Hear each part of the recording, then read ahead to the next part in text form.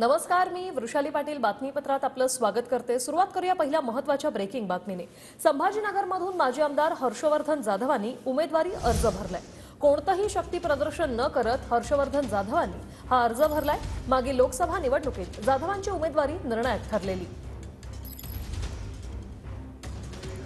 हे दृश्य आपण पाहतोय। हर्षवर्धन जाधव यांनी उमेदवारी अर्ज भरलेला आहे। छत्रपती संभाजीनगरमधून माजी आमदार आहेत हर्षवर्धन जाधव यांनी उमेदवारी अर्ज भरलाय।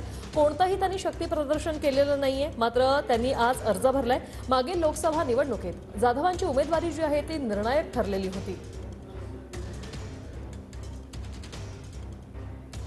आज अनेक उमेदवारांनी अर्ज भरलेले आहेत। मोठ्या प्रमाणात शक्ती प्रदर्शन देखील झालेलं आहे, मात्र हर्षवर्धन जाधवांनी कोणतंही शक्ती प्रदर्शन न करता हा उमेदवारी अर्ज जो आहे तो भरलेला आहे।